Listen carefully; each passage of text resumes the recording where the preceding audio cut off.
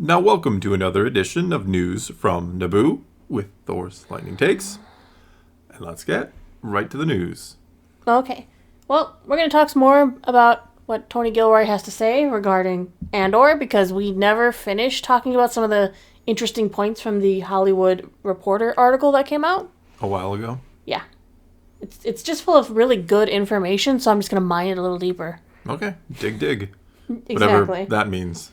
Stellan Skarsgård's character, Luthen Rael, is already one of the most fascinating characters in Star Wars.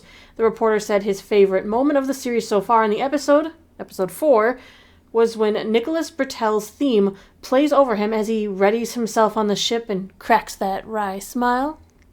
And Tony Gilroy replies, "Oh my god, isn't that gorgeous? We just finished the score 3 weeks ago. This interview did take place on August 5th. We finished mixing episode 12 the day before, and people are going to flip over what Nick has done. This job is just so intense. There's so much going on. Nick lives 11 blocks away from me in New York, so I would just go to his house to work.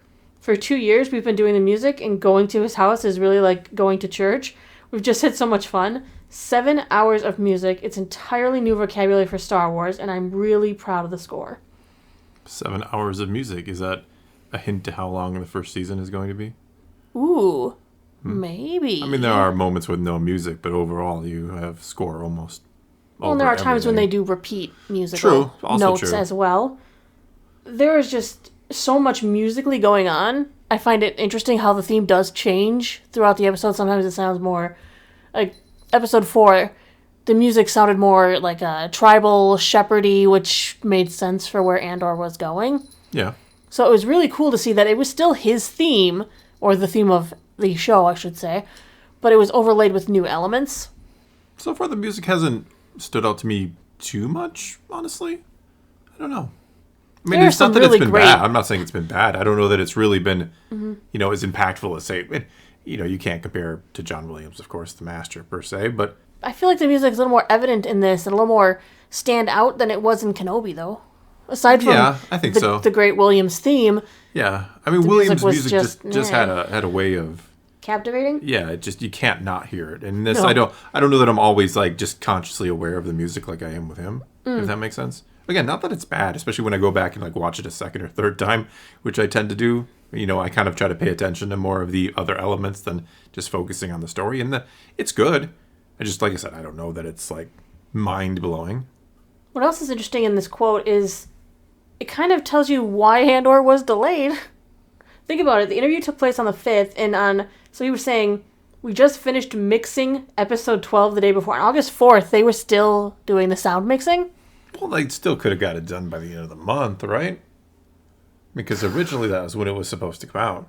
The end. Well, maybe, but I still think it was they didn't want to go toe-to-toe with the release of Rings of Power and House of the Dragon. I don't think they've had anything to fear from either one of those shows. I think this eclipses them both.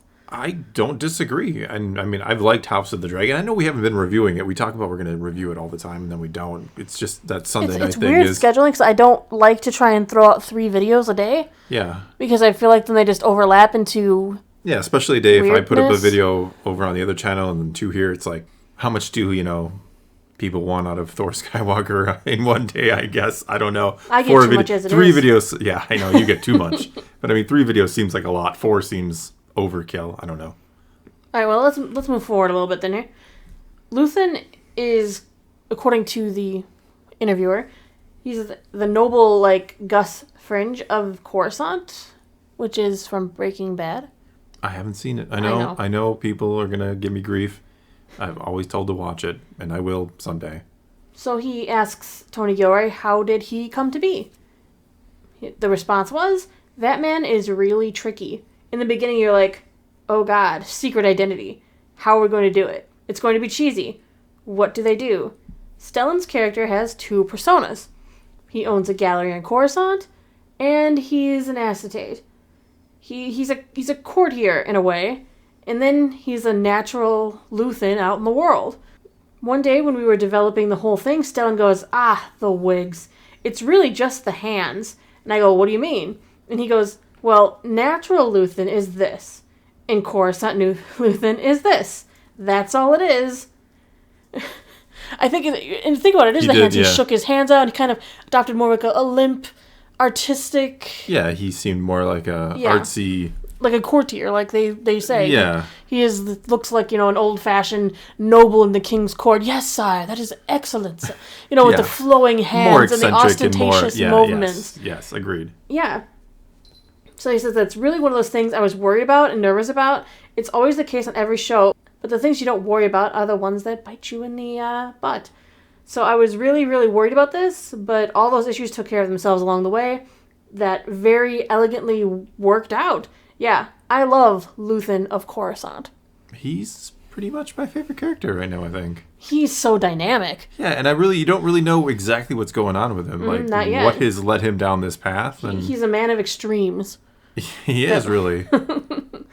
He puts on such an air when he's on Coruscant in his gallery, in his castle, Yeah. And then we see him out there with Andor. We see him out there with Val yelling in her face. Yeah, he had that moment where he just, look at me, or whatever. Look at me. Where are the bombs? Where are the drugs going? No, little he Batman was so moment. Intense. Yeah. It's refreshing to see such a dynamic character. Yeah. No, I agree. And I mean, that's not to say I haven't enjoyed all the characters in the show. They're all well written. Even the ones only on screen for, a matter of a minute or two have been enjoyable. They're all well done. All right, let's move on to our second article here today. Andor star Diego Luna on finding his character. So Diego Luna kind of stopped by the Star Wars show on, to talk about the series and why Cassian's journey is so relevant.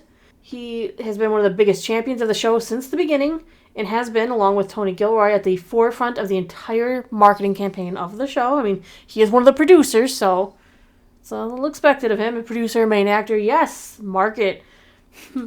The following is kind of a transcript of some of the highlights that Luna said. It was published on StarWars.com. When Tony Gilroy took over the show, he laid out a structure that would see through Cassian's evolution from a lone ranger to someone willing to sacrifice his life for the rebellion. Luna said, I've been involved as an executive producer, so I've been reading the material from the beginning, and it's been very important for me to understand the journey and what needs to happen this first year. It's crucial. It's the year where Cassian's awakening begins. So obviously we're not going to see the whole thing play out in one season. And oh, no, I mean... This is where it's starting, where he might show a speck of caring. I don't expect him to be for the cause by the end of season 1. That's just a little much to expect, I think. Yeah, not when we have 4 more years on the timeline to go, too. Right. Diego Luna has been very outspoken over the years of how important it was for him that Lucasfilm allowed him to keep his accent, as it is a part of his identity, and it is 100%. Sure. They built it in. They made him from a new planet. It's very interesting. Why not? We have had so many different accents in Star Wars. It just absolutely. Yeah. With all these alien races and stuff, they would all have different accent. Yeah. No, that's not even a problem. Just living in the United States, you can travel 100 miles away from where I live, and the people are going to sound a little different than 100 miles north from where I live. That's not even an exaggeration. Well, it's like we've said before, what they did in Rebels, the Twi'leks, when they're not speaking their native Ryloth language, they seem to have a French accent. Yeah.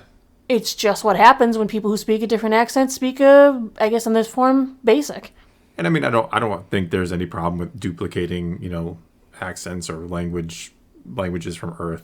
We kind of get into this whole that they're being racist or something. I don't think that's the intent at all when they try to, use different accents to represent different aliens. It's just a way to make it more, distinguishable, I think. The actor also took the opportunity to discuss leading a Star Wars series and how that's meaningful to him. He says, this character represents a lot. It's important that we see ourselves on the screen, we feel represented, that the stories we tell reflect the world that's out there. This role has been one of the most special journeys for me as an actor. It represents a lot in my life because it came at the right time. It helped me reconnect with my childhood, which is something very special. It's really nice to be back. According to Luna, Andor will tell the story of a migrant. He's been migrating. He's a refugee. He can't go back to where he belongs. The story is going to tell us what he has left behind because it's an important step along his journey. Well, yeah. Where we come from is... Where we come from helps shape who we are. Exactly. And in this case, I'm excited to see we all want to see where he comes from. Yeah, I'm curious to see more of that backstory that we saw in the first 3 episodes. Kind of that little mini... Yeah, we didn't really get any of it in the last none in episode 4, so no.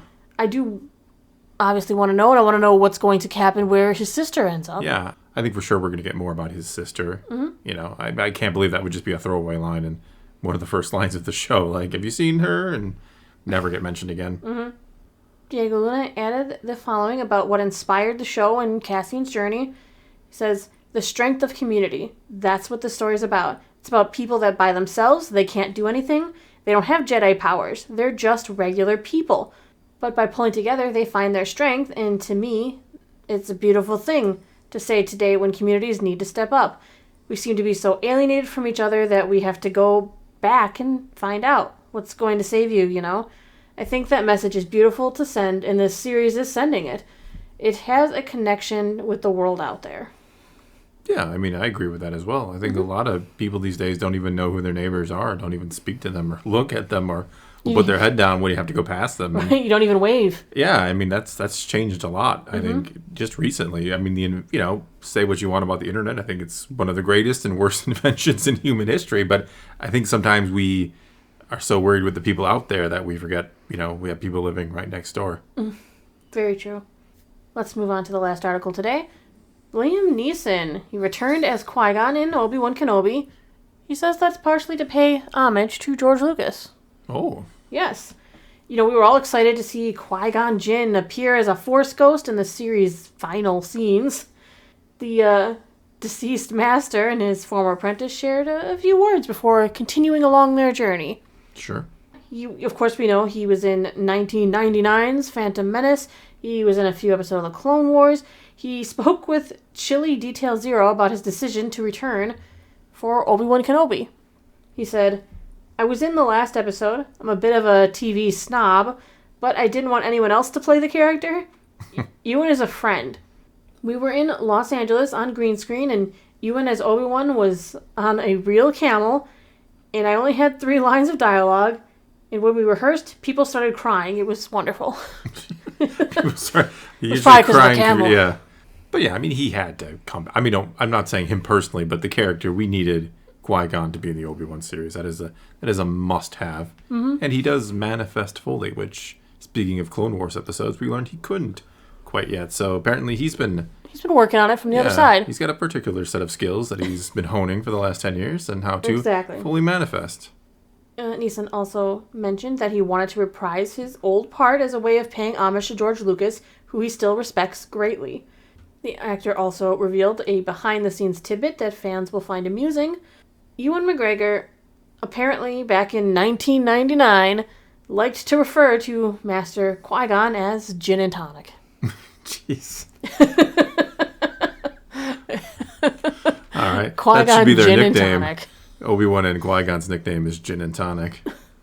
It's nice to see that Liam Neeson still kind of looks back fondly at his time in Star Wars. Even though it was a brief appearance, it was still wonderful to see him. He got a whole movie, until the bitter end. And he was a great character. I know you really like Qui-Gon. Yeah, I do. He's kind of the epitome of what a Jedi should be. But thankfully, we know that his cameo in Obi-Wan Kenobi isn't the end. He and his son are kind of be joint voicing, in a way, Qui-Gon in the upcoming Tales of the Jedi. So we will see him again soon. That's only a couple weeks away. We'll get to see Qui-Gon in his younger days. A gin and tonic. A young gin and tonic. A young gin and tonic, yes. No, I'm excited for that. Like I said, that's only, I think, the 28th? 20-something. 26th, 28th? It's the end of the month, 25th. It's one of those. It's the 26th. The 26th. Yes. All right, so that's like 3 weeks away. Not long at all. And we'll be talking about it, and I'm sure everyone else will be too. Yeah. All right, well, that's all we got for you this time. So take to the comments below. Tell us what you think of any and all of today's news, and have yourself a gin and tonic. Or, no, let's talk some Star Wars. And until next time, thanks for watching.